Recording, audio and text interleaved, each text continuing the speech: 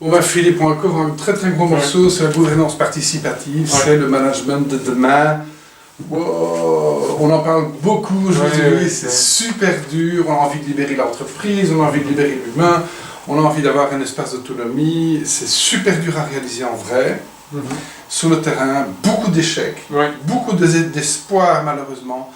Et alors, une des raisons, c'est effectivement qu'on n'a peut-être pas respecté tous les ingrédients.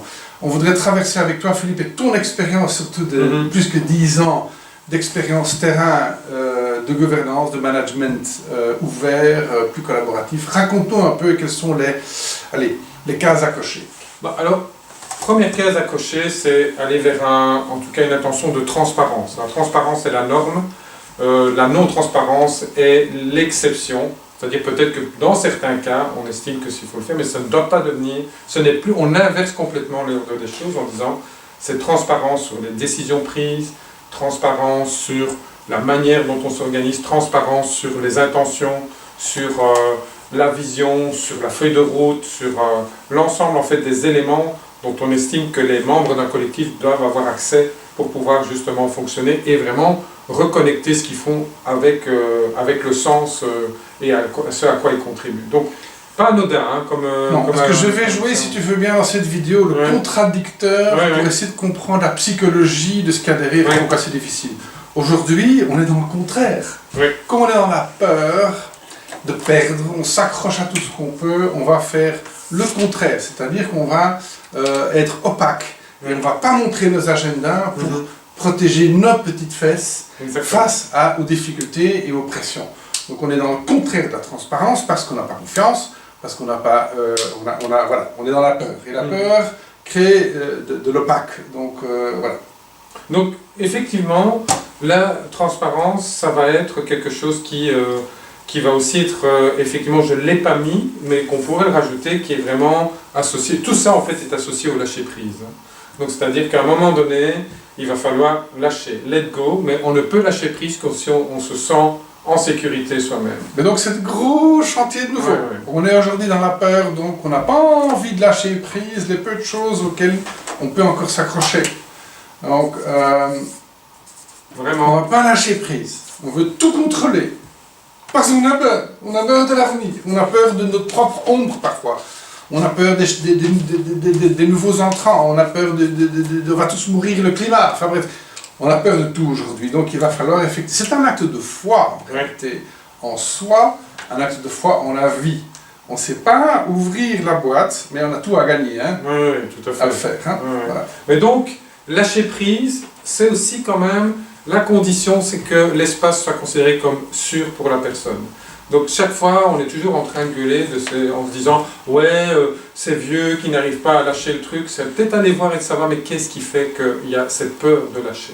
C'est quoi? Il y a une peur du vide, qui je serai demain, qu'est-ce que je vais devenir si je n'ai plus ce pouvoir? Donc il y a tout un travail à faire. Et comme le disait Michel il y a quelques minutes, les échecs sont aussi là parce qu'on a cru que mettre en place une gouvernance participative, c'était juste une question de tuyauterie, alors qu'il y a énormément d'humains derrière. Et de croire qu'une personne qui n'adhère pas à ce genre d'approche est une personne qui n'a rien compris, qui n'est pas bonne, qu'il faudrait mettre de côté, non. Il y a peut-être des raisons derrière, culturelles, historiques, de vécu. Et donc c'est de pouvoir aussi dire, tiens, mais quelles seront les conditions pour que cette personne, petit à petit, commence à justement lâcher prise progressivement pour y aller. Ça ne marche pas à tous les coups, mais d'expérience, franchement, le temps et l'énergie passés à ça vaut la chandelle, surtout que c'est parfois des personnes qui sont à des postes de responsabilité où, effectivement, si lui n'embraye pas dans ce genre de démarche, ça va rendre les choses très compliquées. Les personnes à responsabilité, nous avons toutes notre compassion pour eux. Exactement. Pourquoi? Parce qu'ils sont mis sous pression, de plus en plus jour après jour. Ils ont des enjeux de plus en plus complexes à gérer, donc il faut quand même aussi un tout petit peu, ça ne peut pas faire du management bashing non plus, avoir un peu de compassion, et j'aime bien ici, safe space, un espace qui s'accompagne avec le care, donc vraiment de se dire, quelle que soit la position d'une personne dans une organisation, quand je dis position, dans une organisation, je pense à une organisation de taille plus importante, de se dire qu'est-ce qu'on met en place comme système de care. J'utilise un autre mot anglais, dans certaines boîtes ils mettent ce qu'ils appellent du stewardship, où chacun est en fait le steward de quelqu'un d'autre. Je vais prendre de ses nouvelles, de savoir comment ça se passe dans cette métamorphose, dans ce changement de Est-ce qu'il faut faire tout à la fois en un coup? Est-ce qu'on peut faire des espaces On peut faire, il vaut mieux faire des pilotes, de pilotes. tester, de sentir comment la culture du collectif réagit par rapport à ça, ou la culture de chacun, et de pouvoir adapter le dispositif. C'est super important. Il n'y a pas un dispositif, parce que vous savez, dans la gouvernance participative, il y a plusieurs, j'allais dire, églises, mais il y a l'holacratie, sociocratie 3.0, entreprise libérée. Il n'y a pas un dispositif unique. Il y a juste une série de balises à mettre en place, mais en adaptant la mise en place à la culture et, aux personnes qui sont dans ce collectif-là. Autre élément important, des rôles clairs. Donc d'avoir clarifié de quoi on a besoin pour faire tourner le collectif. Ça veut dire quoi en termes de responsabilité dans le cadre de ce rôle et qui va prendre en charge ce ou ces rôles au sein du collectif. De manière à ce que pour tout le monde, on soit au clair de qu'est-ce que je peux attendre de la personne qui va assurer ce rôle et aussi qu'est-ce qu'ils peuvent attendre de moi si je prends en main ce rôle-là. Ça, c'est une dimension importante et toujours un petit exercice parce qu'il y a beaucoup de fantasmes, d'interprétations. Ah, je croyais que c'était que tu devais faire ça. Mais non, enfin, moi, je n'avais pas compris ça. Donc, de clarifier ça, encore une fois, c'est pas de faire le travail une fois pour toutes. C'est quelque chose qui évolue. Donc, pour rendre l'organisation agile, on va devoir régulièrement se poser la question de quoi on a besoin régulièrement, parce qu'il y a des choses nouvelles qui arrivent, il y a des choses qui ne servent plus à rien. Donc, tout ça, c'est des questions qui vont se poser au travers de différents moments dans le collectif dont on parlera plus tard. Et à côté de ça, on a ce qu'on appelle des rôles de fonctionnement. On les appelle animateurs, gardiens du temps, liens de représentation. Ce sont des rôles délégués qui vont permettre d'assurer le bon fonctionnement et surtout, parce que tout ce qui est commun à tout ça, ce sera de répartir, de redistribuer le pouvoir sur l'ensemble en fait des membres du collectif. Redistribuer le pouvoir, c'est-à-dire que chacun va assurer des rôles qui peut-être jusqu'à un certain... jusqu'à présent, ou en tout cas il n'y a pas si longtemps, étaient concentrés en fait chez certaines personnes. C'est un gros changement de paradigme, ça. Oui. C'est de donner du pouvoir aux gens. C'est de nouveau, s'il n'y a pas la confiance, tu oublies. Oui. Donc on hérite d'une pyramide de pouvoir où il y a une escalade de pouvoir. Et tu vas muter en fait en faisant tout ce que tu dis vers des petites équipes qui s'auto-gèrent et qui reçoivent des tâches et des quêtes à remplir. Et donc c'est ceci. Donc effectivement, des individus, mais également ce qu'on appelle des cellules, des équipes, qui seront autonomes, parce qu'on applique ce qu'on appelle le principe de subsidiarité, c'est-à-dire la décision se prend dans le niveau le plus bas ou le plus près possible en fait du terrain et on ne remonte en fait des points de décision que si l'équipe n'a pas ni le mandat ni l'ensemble des éléments pour prendre une décision. Donc c'est là, à ce moment-là, les représentants de ces cellules, ce qu'on appelle les deux liens, le premier lien et le lien de représentation, qui vont porter une proposition ailleurs, parce que dans un autre cercle qui rassemble d'autres cellules, parce que en fait cette décision-là ne peut pas être prise que par la cellule parce qu'elle impacte d'autres. D'où le phénomène donc on appelle des cellules autonomes et interdépendantes, c'est-à-dire qu'en permanence, les membres des cellules se disent si je prends une décision, qui ça impacte? Si ça n'impacte que nous, on décide entre nous. Si ça impacte d'autres cellules, ça veut dire que là, on peut concevoir une proposition, mais on prendra la décision avec les autres cellules qui sont concernées par la décision qu'on va prendre. D'où la notion d'interdépendance, parce que souvent quand on parle de gouvernance participative, certains pensent on rase gratis, on fait ce qu'on veut. Non, on fait ce qu'on veut tant qu'on n'impacte pas les rôles ou d'autres individus ou d'autres équipes ou d'autres parties prenantes. Donc super important ceci. De toute manière, certains ont essayé de gommer ceci. Ils se ramassent un boomerang dans la figure, puisqu'à un moment donné, quelqu'un va venir avec une tension en disant mais écoutez, la décision que vous avez prise là, nous... ça nous plombe notre travail, et donc on va venir avec une objection et vous allez devoir l'intégrer. Donc, à un moment donné, d'en être conscient et de faire monter en maturité les personnes et les équipes pour se dire je suis autonome dans les prises de décision qui me concernent moins cellule ou moins rôle, et je peux concevoir des propositions, mais en intelligence avec les autres cellules concernées. Donc cette interdépendance est importante à prendre en compte. Donc ça, c'est vraiment la clé aussi. Et donc ça veut dire effectivement, quand je disais principe de subsidiarité, faire confiance dans ces cellules pour qu'elles prennent les décisions les meilleures et les plus optimales. C'est super dur à faire. Par exemple, ici, on est une équipe de 10, donc même les petites équipes, hein, lâcher prise et laisser fonctionner les équipes alors que tu as donné le mandat. Oui, mais attends, tu es en train de faire quoi? Je suis le premier à dire que c'est compliqué. Hein. Et donc, à partir de ce moment-là, le mode de décision qu'auront ces cellules et ces individus doit se baser aussi sur un principe que c'est fini la perfection. Hein? On n'attend pas d'y aller quand on pense qu'on a un truc parfait, mais uniquement quand c'est safe enough to try. On n'a pas l'impression qu'on prend un risque démentiel en y allant. On y va, on voit ce que ça donne, on s'adapte. Ça aussi, c'est un gros changement.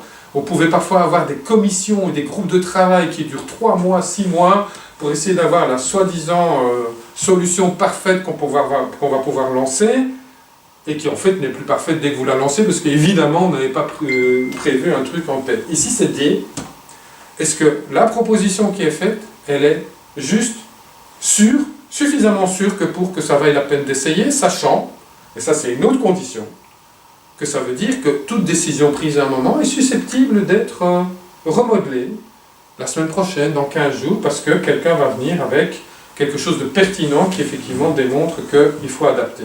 Donc safe enough to try, ça veut dire que là c'est le droit à l'adaptation d'une décision qui a été prise antérieurement. Parce que sinon, bah oui, forcément, j'ai travaillé dans certaines structures où on me disait, Philippe, t'es gentil, mais nous, quand on prend une décision chez nous, c'est pour 2 ans, quoi, hein, c'est gravé dans le béton. Donc, c'est pour ça qu'on passe des semaines pour être sûr que le truc est verrouillé, et on perd un temps fou. Hein, donc, plutôt que de dire, bah, faisons-le, essayons, voyons ce que ça donne, et on s'adapte en fonction de ça. Ça veut dire droit à l'erreur. Ça veut dire qu'il faut enlever d'avance la peur d'échouer. On est tous dans la peur, souvenez-vous. Et donc droit au test. Voilà. S'il n'y a pas le droit au test, pas le droit à l'erreur, pas cet espace safe, eh bien, commencez même pas. Ne commencez même pas. Et donc, offrez-vous cet espace. Entendons-nous bien, si quelqu'un vient dire j'ai envie de tester quelque chose, si on rate, ben, ça va nous coûter 2 millions d'euros, c'est pas safe enough to try.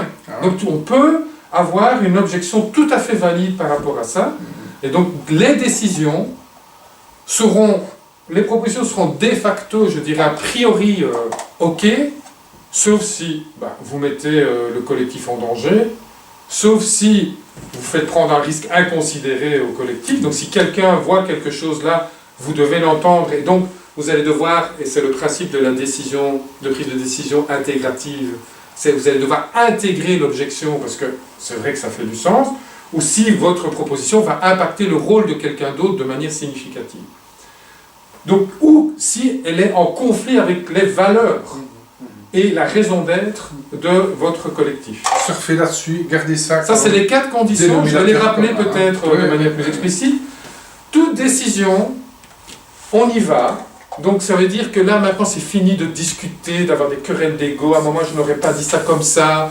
Moi, je n'aurais pas vu les choses comme ça. Chaque personne qui va émettre une objection, on va la tester au travers de ces 4 filtres. Le premier, c'est si tu émets une objection, est-ce que c'est parce que tu as vu dans la proposition quelque chose qui peut nuire au collectif? Donc dégrader ses performances, ses performances.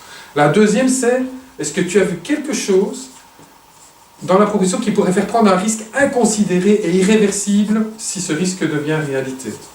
Style, si jamais ça nous tombe dessus, c'est une amende de 20 millions d'euros. Donc on va peut-être intégrer ton objection. La troisième raison, c'est tu as vu là-dedans quelque chose qui a impacté un de tes rôles à toi.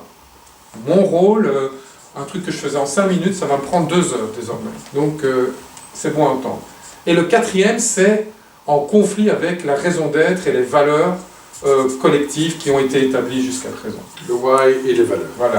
Et donc toute autre objection, dans ce mode-là, est considérée comme pas valide. On y va. C'est safe enough to try, go. Si jamais c'est une de ces quatre-là, effectivement, on doit passer dans une étape d'intégration de votre objection et de voir ensemble comment on peut adapter la proposition pour qu'elle intègre l'objection. Oser parfois calibrer le risque de ne pas essayer. Voilà, exactement. On commence à avoir des cas maintenant avec Extrapreneur et nos partenaires qui ont raté une occasion, ils ont raté le TGV. Une fois, deux fois, parfois ça vaut la peine de dire, écoutez, si on ne fait pas ça, combien ça va coûter? Parce que le concurrent, lui, n'attend pas. Les nouveaux entrants n'attendent pas. Alors, efficace, pourquoi? De se dire, est-ce que là, l'endroit où on est en train de prendre la décision est le bon endroit? Peut-être pas chez vous, mais qu'est-ce que j'ai vécu comme réunion où je me demandais ce que je foutais là? Il y avait un point à l'ordre du jour qui concernait que 2 personnes sur les 8 présentes et nous sommes en train de discuter de ça.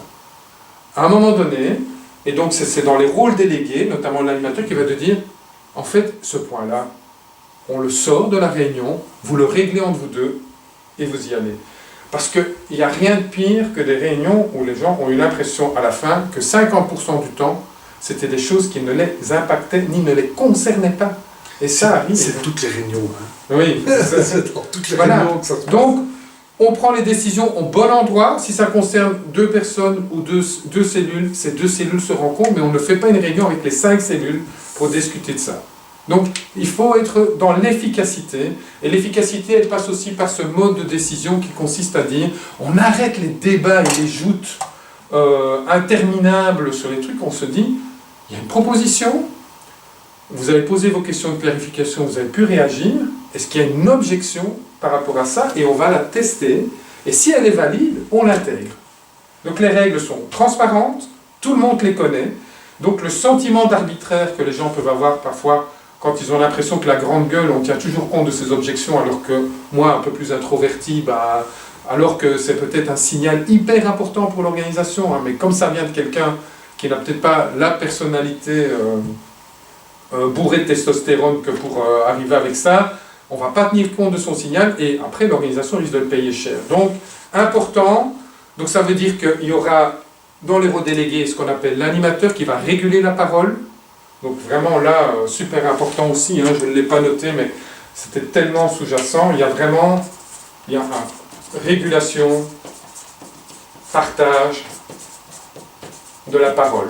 Donc, modérer ceux qui ont une aisance pour parler, aller chercher... Ça veut dire de temps en temps les arrêter, voilà, c'est ça. Fermer là, quoi. Laisser parler celui qui n'a pas encore parlé parce qu'il a une information précieuse pour le groupe. Et donc c'est toute l'art d'observer au non-verbal que quelqu'un voudrait intervenir mais n'ose pas, et aller le chercher aussi. Il y a beaucoup d'ego là-dedans. C'est gérer les égos avec bienveillance, dire écoute, c'est quoi, je propose que Philippe puisse dire ce qu'il pense, on ne l'a pas encore entendu, c'est lui qui gère l'atelier, donc voilà. Voilà, et donc ça veut dire aussi qu'on doit gérer aussi, je vous le construis au fur et à mesure, un mode de communication interpersonnelle qui soit authentique. On doit dire ce qui est vrai. Juste. Un peu. Ah oui, pardon. Sinon, c'est bien. Juste bien, voilà. et respectueux. Et non violent, si possible. Oui, le mot non-violent, souvent quand je parle de non-violence, les gens ont l'impression que c'est à condition qu'on ne se frappe pas dessus, c'est non-violent. Non, une communication violente, c'est un soupir quand quelqu'un s'exprime. C'est des yeux levés au ciel, c'est un haussement d'épaule. Tout ça, c'est de la communication violente. Donc le respect passe aussi dans le non-verbal. Et l'animateur, dans ce genre de gouvernance participative, va intervenir quand c'est le cas. Parce qu'on ne peut pas ça. Parce que quelqu'un qui est un peu plus sensible qu'un autre va fermer les volets et va plus s'exprimer quand il va voir ça. Parce que il va travailler contre. Oui, exactement. Donc, il va dire, une fois, 2 fois, l'humain, mon œil, quoi. Il va vous saboter votre projet. Donc une communication authentique, c'est-à-dire respecter l'autre et se respecter soi-même en disant ce qu'on pense, juste, c'est-à-dire de pouvoir éviter les procès d'intention, etc., et respectueuse dans la manière, la forme qu'on va utiliser, c'est clé. Donc de nouveau, gouvernance participative, vous ouvrez certains bouquins, vous avez l'impression que c'est de la tuyauterie, c'est pas que de la tuyauterie. C'est une attitude, c'est une posture, c'est se mettre ici dans le cœur, bien connecté avec le pourquoi on est là, et bien ancré dans une réalité. Donc, décision intégrative et efficace, est-ce que c'est le bon endroit avec les bonnes personnes? Ensuite, un point important, dans la gouvernance participative, on va régulièrement évaluer le mode de fonctionnement du collectif.